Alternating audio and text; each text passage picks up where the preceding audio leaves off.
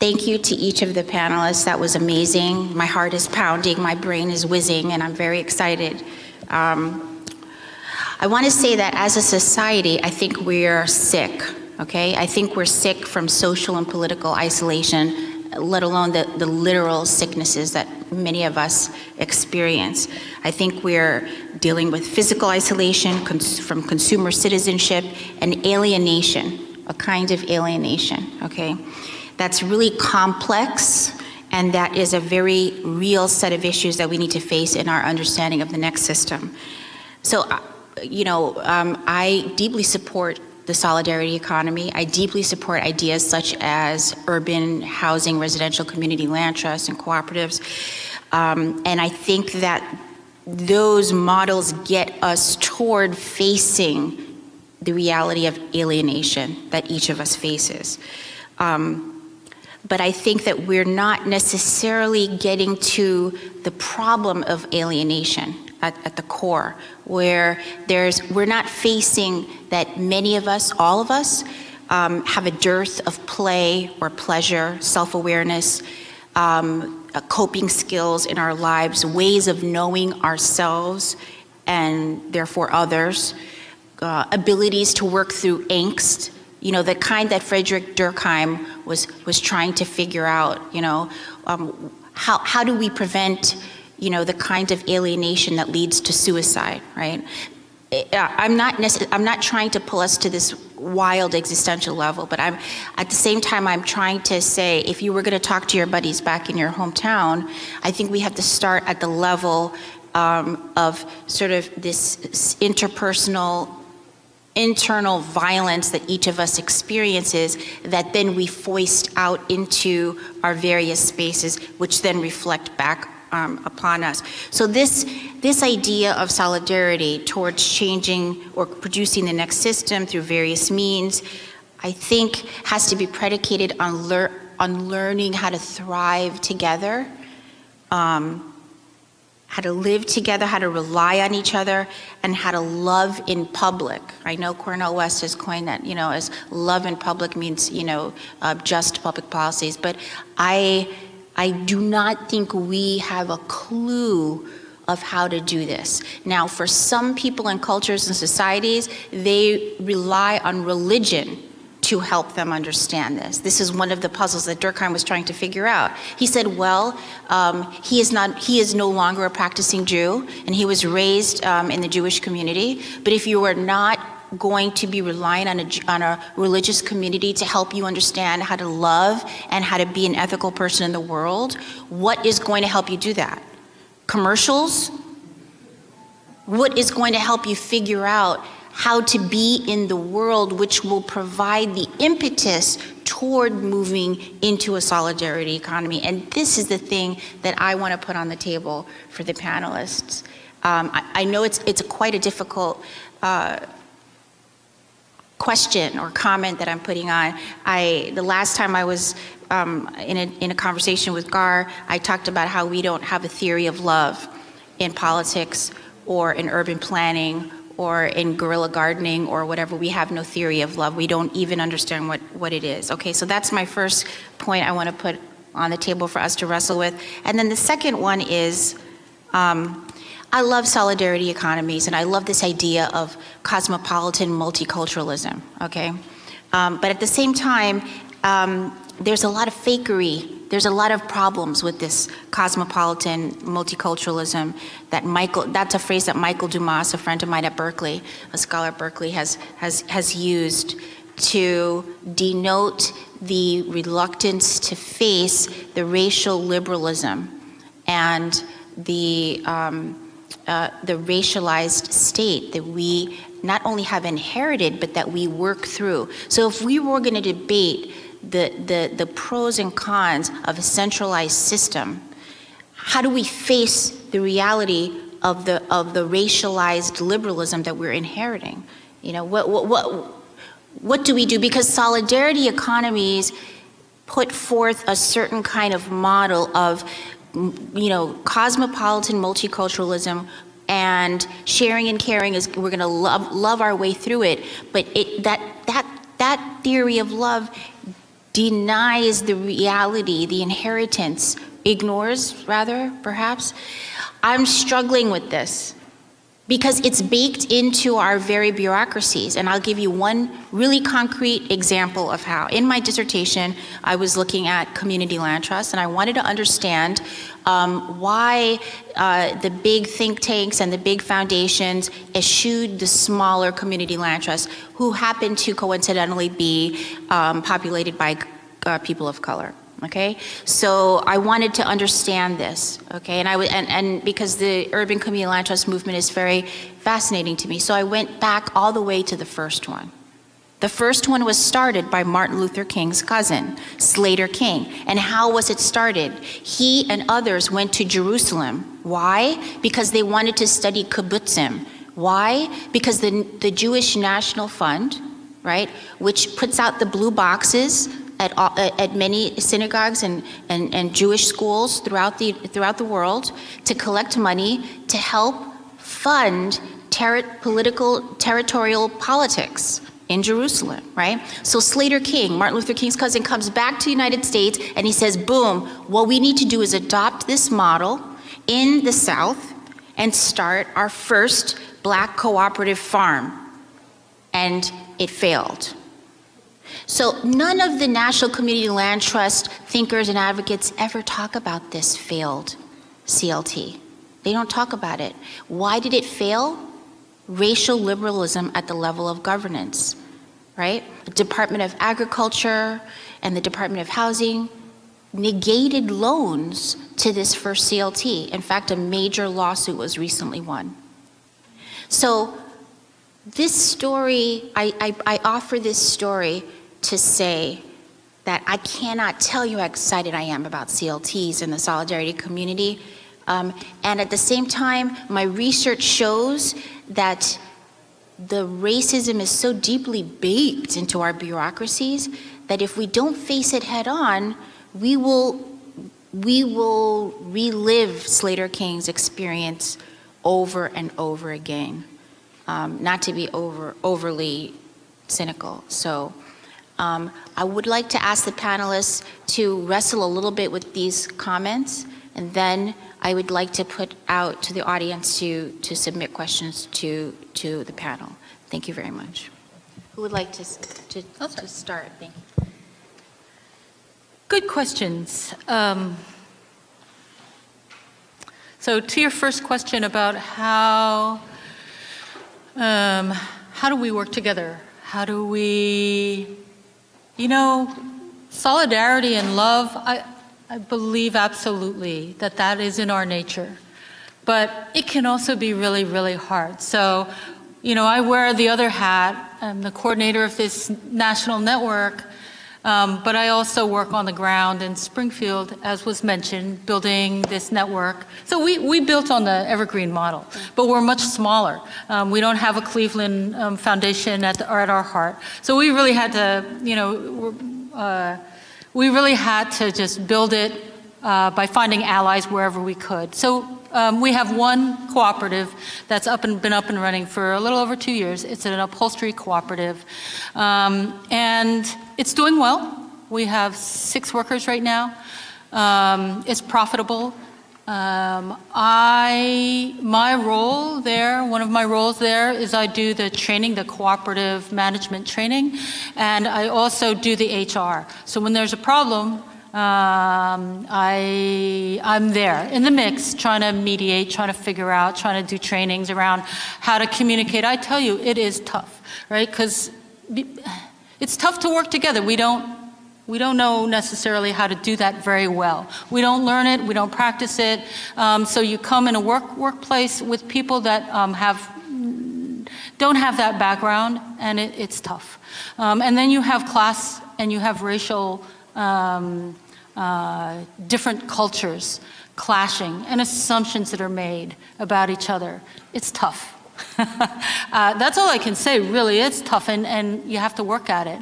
And you have to, we have meetings and we have these honest conversations, and sometimes there isn't a silver bullet. There was one person that it really ended up leaving, not because his skills were not okay, but because it was just not, We just couldn't get over some of these conflicts and assumptions and barriers. I wish we could have. We didn't in that case. We try every day, but it's tough, and it's something that, I mean, I don't know if there is a theory, if there is if there's a kind of a great set of curricula or practices or something that get people there, but some of it, I think it's case by case, personality by personality, situation by situation, trying to figure out how to build that common vision so that instead of suspicion and, sort of lashing out, especially when the pressure is on, there's more trust. You build that trust. You build that willingness to work together and reach an honest understanding. But it's work. I have no magic bullet for that. As for the sort of racialized reality of our country, so solidarity economy absolutely always says that if solidarity economy is not relevant and is not workable in marginalized segments of our population, in marginalized low income or communities of color, then we're not building a solidarity economy. And so, first of all, it just needs to be front and center, right?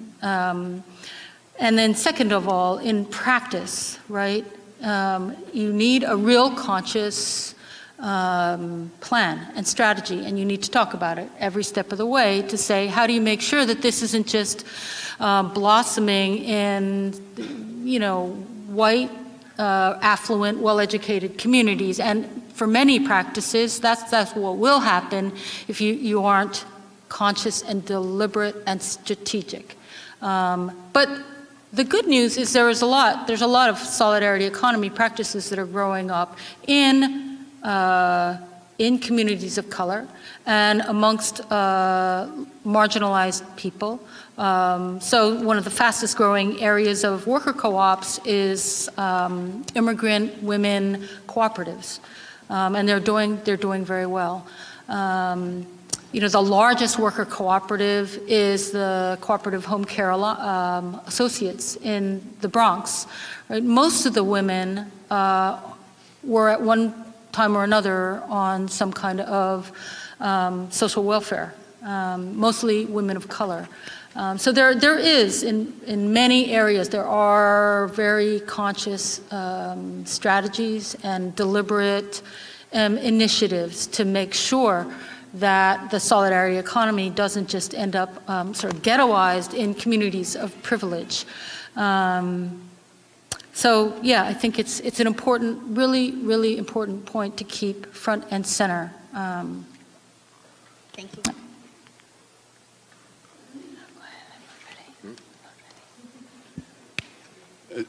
When we last talked about this, I've been thinking about it more deeply than before, and I don't think I have a final answer, but it's very clear that the issue of community would be another way, or you use the language of love, but of respect would be another term, is central to the question of building the post-socialist, the communist vision of a community. And it really, I think it requires us to think in stages and in evolution as well, because the pressures so many people are under, forcing them to hold on tight to what they've got, are real. And fear is real, and discrimination is real, in the sense that you get into an arrangement with people and you're going to get screwed is real. There's a lot of this in ordinary experience.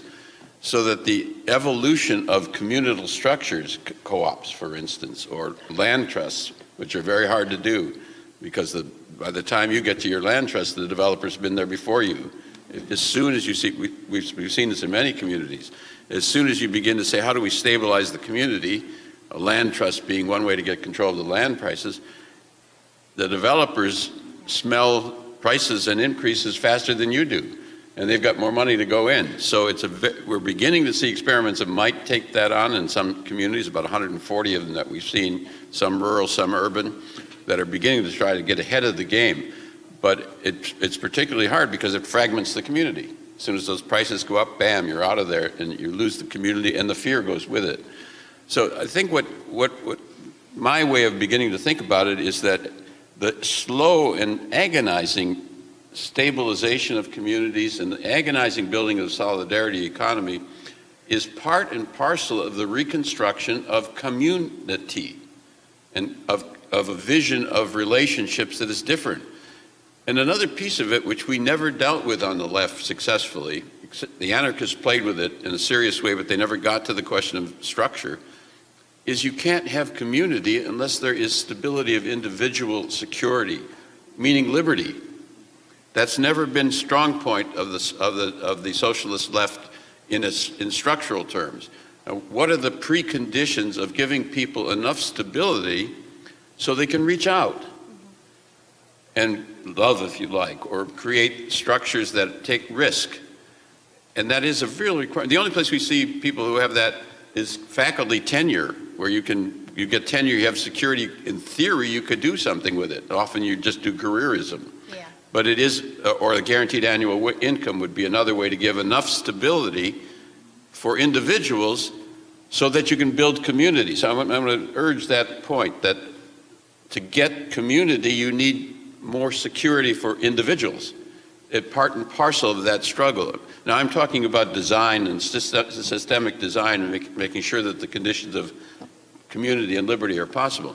In the struggle, now it is reaching out in forms, trying with co-ops, with community organizing, trying to build in more respect. Those are all preliminary, agonizing attempts. And I think that's part of the struggle, and particularly the racial issue. Unless that is dealt with, and I think we're beginning to see people trying to deal with it in a genuine way at the local level in some communities. Really trying to do that is part and parcel of the bigger struggle. And look, this particular system was built on racism. Yes. That isn't the case in all systems. The depth of racism in this country was designed. I mean, that's part and parcel of how they organize it. So you're dealing not only with racial attitudes, you're dealing with the whole structure of how the system was built and how the exploitation system was built. So it is at the heart of the American problem, as opposed, for instance, to the Swedish problem, where that's not central to their development. All I can say is that these are the pieces of the puzzle that I think, in an evolutionary way, we've got to begin putting more and more together, and part and parcel of the overall struggle. Kshama, do you want to? Sure. Do you need the microphone?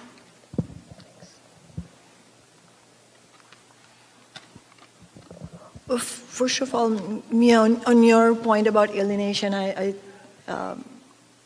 think you put it in a very poignant manner, and it's alienation under capitalism is at many levels, and it's intense, and it's all pervasive, and there's no question about that. But I think if we're going to talk about what is that future going to look like that could end that alienation, then we have to also analyze what alienation looks like for different sections of, human beings, working people, I would say, under capitalism. I mean, alienation for just a regular working person who may have a decent standard of living right now in the United States is bad enough. Whether they're aware of it or not, they're experiencing it. And a lot of the ills of society, the depression levels, if you look at how much there is a drug overdose, accidental drug overdose deaths, suicide rates, if you look at all the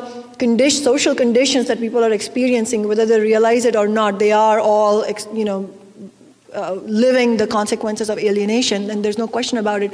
But imagine how much more pronounced it is when you look at very specifically oppressed people, and you mentioned the question of black people, people of color, racially oppressed people, and I think that it's not. This is why I don't think that we can resolve this situation globally by talking about cooperatives only, because while I completely agree with everything that's been done, and as I said before, I find that I see glimmers of hope through that, because I see the possibilities of what could happen globally.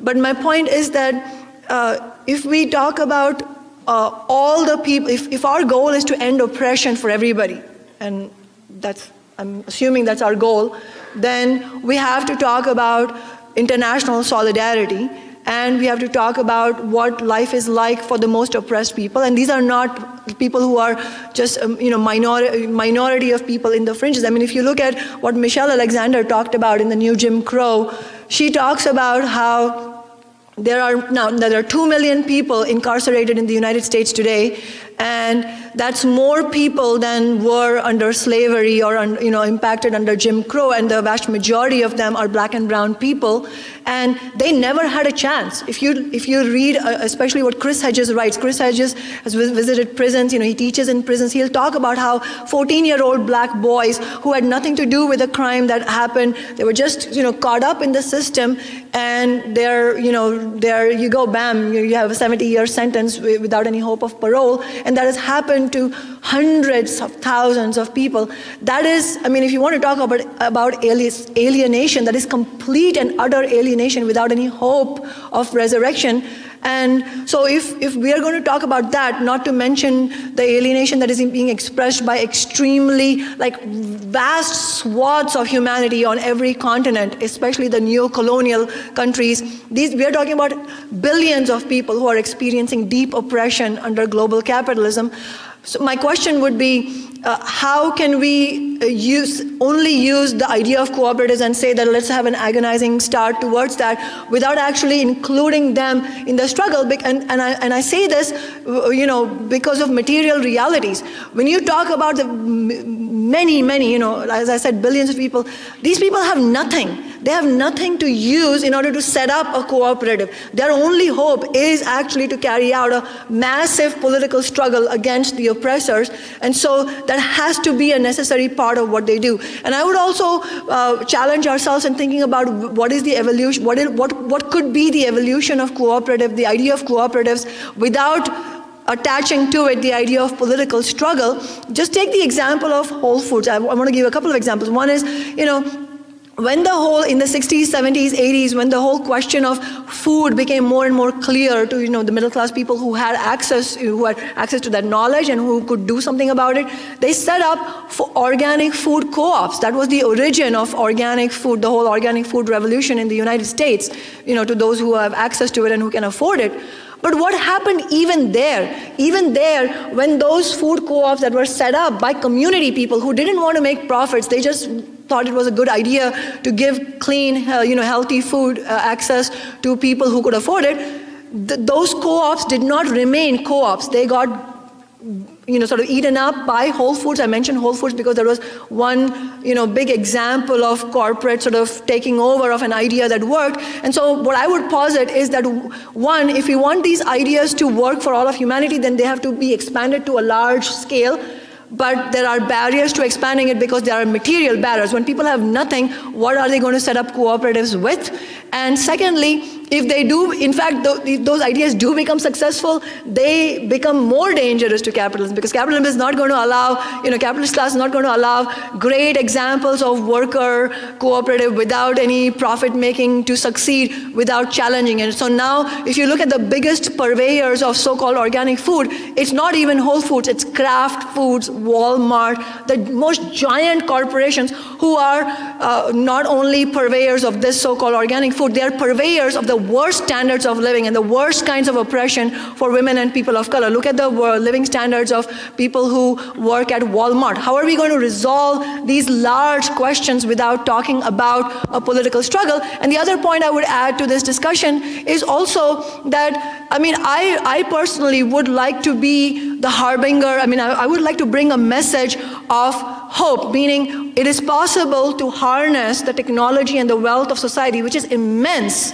for the good of humanity, but in a very specific way. What I mean is delivering high standards of living, access to technological advances to everybody, but in a way that enhances their standards of living, their quality of life. I'll just give you one very simple example. Washing machines are a very simple invention that are now really, really well developed and are very accessible to people in the first world. But if you look at what's happened, again, in all those continents that they don't have access to these things, It's not because they don't have access to washing machines, not because it's somehow an esoteric technology. They don't have access to it because it can't happen under this system that they will have access to it. So you have hundreds of millions of women doing back-breaking drudgery every single day, even though the technology is already available. So if we are to hold forth a vision of society, I want to hold forth a vision not of a Luddite community which in order to remain pure in its bubble will forsake cell phones, will forsake cars, will forsake everything else. I mean, I want mass transit preferably, not cars,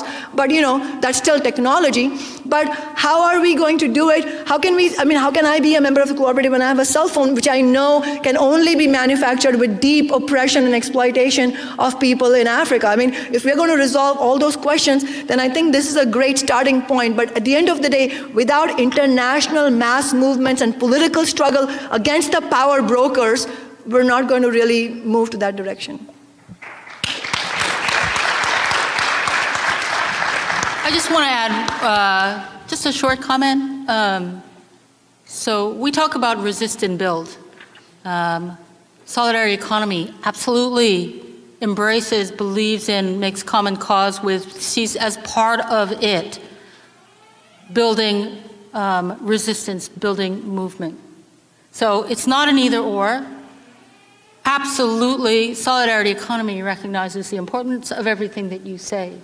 So I was just getting the feeling like maybe it was feeling a little bit like there was a divide here. I don't feel like there is.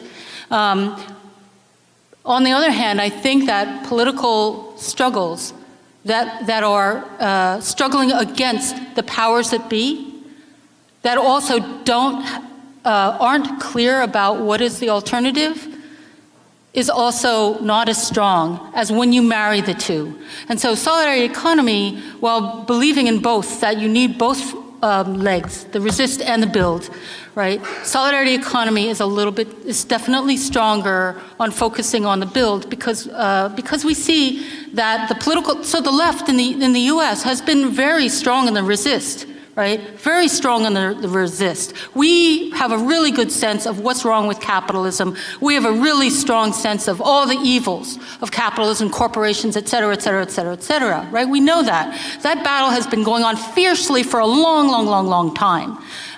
What we don't have as clear a sense of, or we don't think we have as clear a sense of, but I think we're closer than we believe, which is what are we for? And so, and what are the examples, the viable examples that we can point to that work? And so that imagine all those big corporations just poof. Just imagine if that happened. Are we actually ready? Do we actually have the skills? Do most people have the skills to actually run our vision of an economy? I would argue that we don't. So that's what the build part is about, that we need to develop that, we need to build our skills, we need to connect them, but we need the resist as well, and we need them working together. Sorry.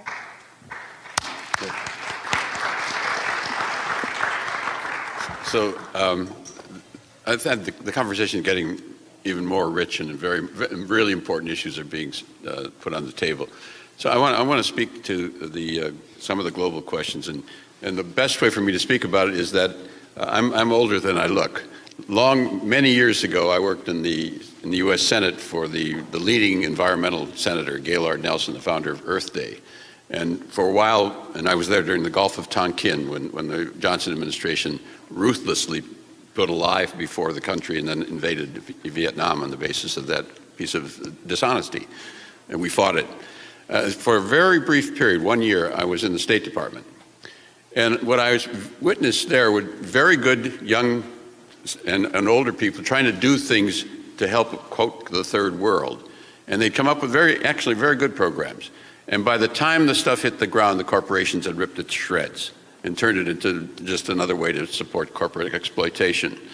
And one of the other piece of that puzzle, as some of you know, I've written a great deal about the use of violence in the third world, particularly the bombing of Hiroshima and how that was part of an imperial structure of policy.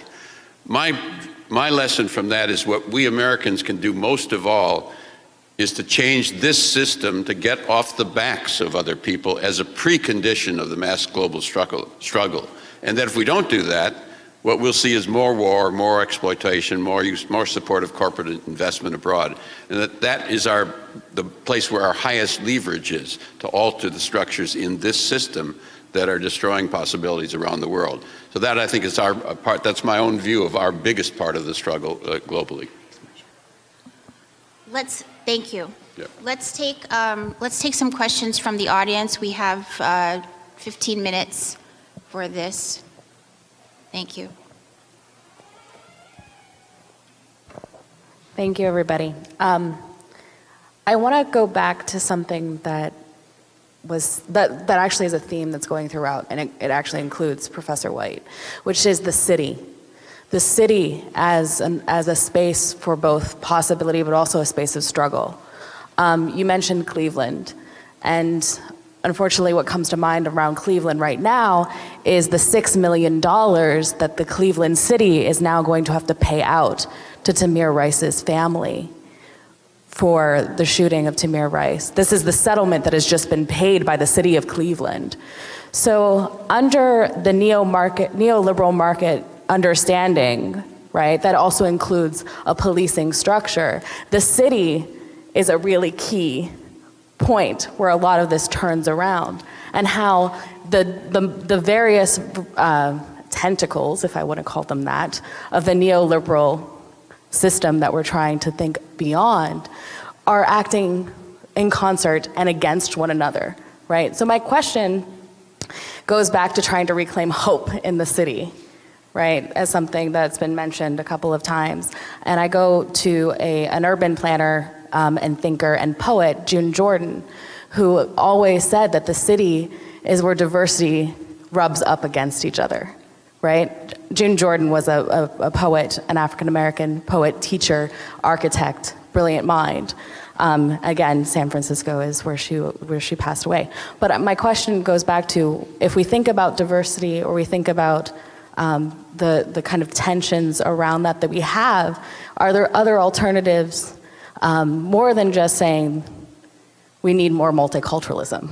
Because we've had some multiculturalism around for a long time, and it has been exploited by neoliberal markets. So that's, I guess, my question, and how the city would play into the possibilities. And I'm thinking about the beloved community as thought by Ross Baraka, another really big politician that's working towards thinking through potentially what he's calling a new Marshall Plan for urban centers in the United States, due to the fact that we have a shift of migration in the United States away from suburbs into cities, and how cities are going to be now a point where all of this rubbing is going to happen, and some of it is very violent, but some of it can be very productive. And that's the thing I want us to think about a little bit.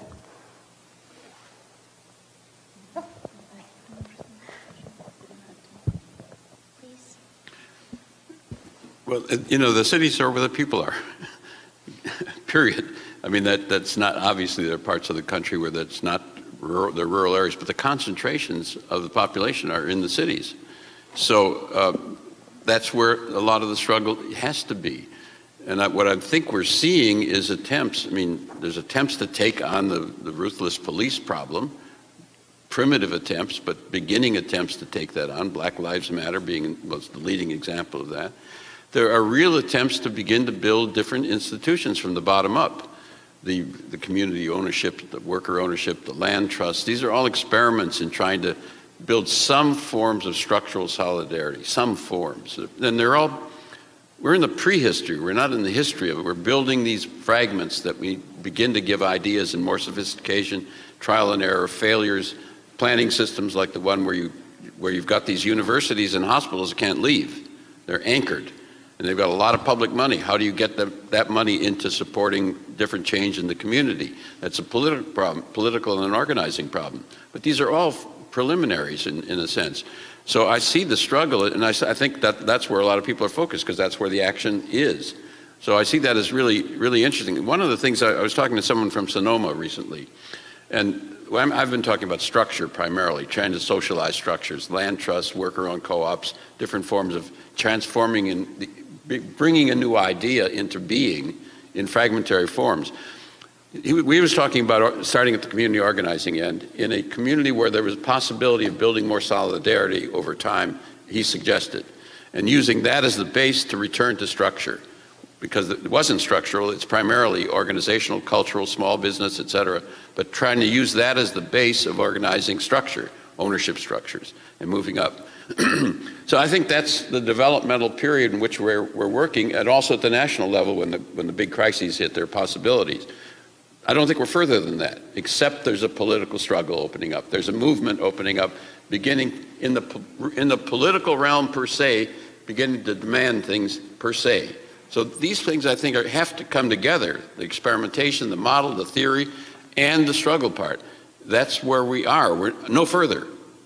But the period, I think this is the most, as I said, the most important period, in my view, of American history, bar none, including the American Revolution, because we're coming to the end of a systemic solution, and people are beginning to open up a very, very different kind of struggle at all these different levels. So I can't go further than that, except to say one thing: it is a personal struggle too for everybody in this room. That is to say, looking in the mirror in the morning, are you going to play or not? Yeah. It's an existential question. Are you or are you not going to play? Are you going to watch the movie go by, or are you going to be playing in the game and get in there and struggle with it? I think it comes down to that in the end, whether you're actually willing to actually do something. I just want to say one quick response. Thank you for your question. This issue of looking in the mirror and working through your own alienation through a vision of being part of some collective project, right, towards, collective emancipation has to be the answer. And that's part of the answer. And that's why I brought up this issue of personal alienation, the stranger within, recognizing that individual and seeing it in the other.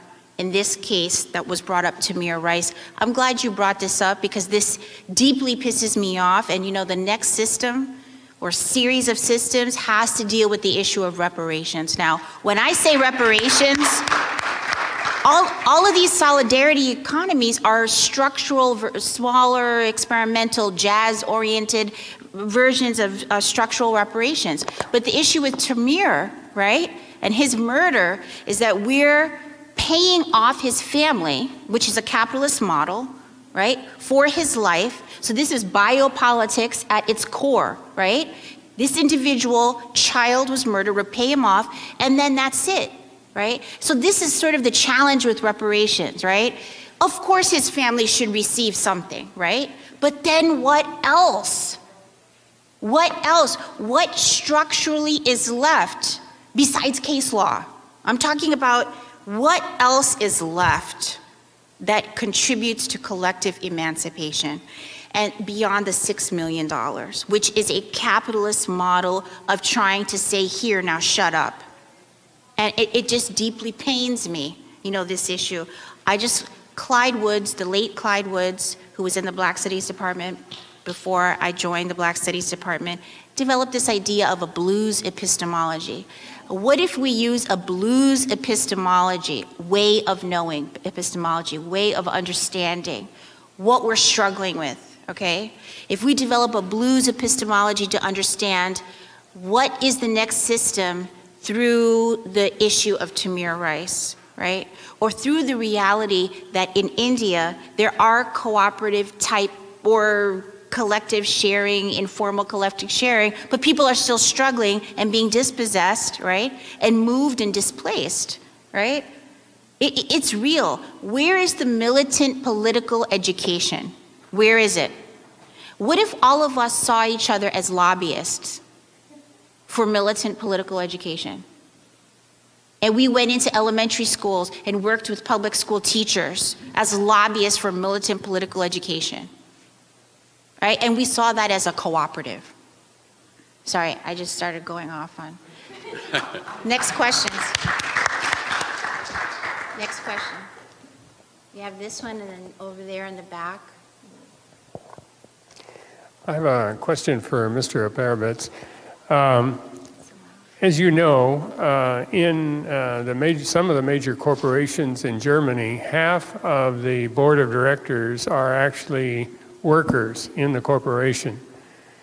I'm not sure how that happened. There had to be some kind of chartering or some kind of way that the corporations could be structured that way, that appears to me to be a possibility towards moving towards a better system in our corporate structure. If half of the board is actually concerned about the environment, is concerned about moving jobs out of that particular community, the community is more stable. But it's hard for me to see how we could make that happen in the United States and what it would take to do it. So I'd like to hear your comments on how that could be a part of building a better system. I'm not particularly partial to that solution. I think you do get some concern for keeping jobs in the community from the co-determination models. But what I basically think happens is that the workers get sucked into the capitalist model and that they have to exploit and support the corporation, making more and more profits. So I see it as a kind of narrow, ultimately a dead end. I think we have to move towards essentially a community and a different vision of socialism that doesn't drive on profits. Those corporations must make profits. They must externalize costs to pollute the environment to the extent necessary, because if they don't, they will be destroyed in the market. And you buy the workers into that process. I don't myself think that's a good direction to go into. Kshama, Yeah, I fully agree with Gar that it's deceptive when that happens, but it's a good question that you brought up, and so maybe it's worth thinking about how it happened in the first place, and also where we should go and so on. I'm not an expert on Germany, what happened in Germany, but I can say just in general, the reason you see some slightly different structures and in some ways dramatically different outcomes, social outcomes for people in Europe so far, what you've seen, is a consequence of just phenomenal labor movements, as you were talking about, militant labor movements in the 30s, 40s, 50s, and 60s. And there were those, as Emily said, there were those movements in the United States too. There's a rich history of really courageous labor movements in the United States. In fact, the sit-in strike, the idea of sit-in strike, to my knowledge, was really developed by American workers. And but for various reasons that I wouldn't have time to get into, the trajectory of labor movements was slightly different, and as I said, led to dramatically different outcomes than in Europe. And they were many of those labor movements were led by socialists, and it never went far enough because it remained within the framework of capitalism. So again, I wouldn't call Sweden or Norway, as many people think, they're not socialist countries, they're social democracies under capitalism. In other words, the movements of working class people have succeeded historically in achieving a measure of social welfare that is accessible to a broader base of people in the country than it was possible in the US. Although in the US too, the things that we do have, like Social Security, like whatever funding there was for public education, those are elements that socialists talk about, and the reason they came into being was because those movements were led by socialists, and they succeeded in winning certain reforms, but it didn't go far enough, in my view, that we have to actually dismantle capitalism itself. And part of also why it happened at that time also has to do with the period of capitalism itself. In the wake of the Second World War, there was a potential for growth, and capitalism was experiencing a certain growth rate that allowed, and in some sense this sounds strange if I say this as a socialist, but in some sense it allowed the capitalist class to give a certain degree of concessions to the working class. And when I say that, I don't mean that they did it out of the goodness of their heart. It was a massive struggle, but the fact is that the GDP growth rate, the growth rate under capitalism, which is necessary for capitalism, was at such a degree that it was possible for the capitalist class to keep amassing profits and more profits every year while giving a little bit of concession more. So public education was funded and workers' councils were formed so that workers could feel that they were in control, but they are not actually in control. And what this really shows, in my view, is that capitalism is an incredibly malleable system. It has the ability to adapt itself. If struggles are on the ascendancy, it has the ability to absorb some of those struggles, give a certain concession. $15 an hour in Seattle was a concession. The reason there was a concession was because we as 15 Now campaign had filed a ballot initiative that was threatening the ruling class of Seattle, that if they didn't concede through an ordinance of the city council, they would have to, we would end up winning a ballot initiative that was a much stronger measure of 15. So that's the dynamic of power that plays into when we are fighting against capitalism. But that is why I would say that at the end of the day, if we want to empower workers really and make a transformative change, then we have to fight against capitalism itself, and also, to the theme that has been running in our discussion today. If we just picked one thing, like ending hunger, the reason I'm saying that we need a political upheaval is because we cannot really end hunger. This is just one example. I can come up with many examples. We cannot really end hunger unless there are resources at our disposal to end hunger. Right now, in every continent of the globe, there are granaries that have grain rotting in them, and I'm somewhat speaking metaphorically, but you know what I mean. There is so much food that is going to waste, but there is no mechanism within our system to make that food available to the people who are hungry. And that is why, unless we have a political clash, and I don't mean like violence. The violence comes from the top to the bottom. What we launch are non-violent movements, but they have to be a struggle that are very clear, that this is what we are fighting against. And just in terms of concreteness, we're having this discussion in an incredible moment, and I'm going to bring up something that may not be necessarily directly linked to the question of next system, but it is linked to the moment we are speaking in.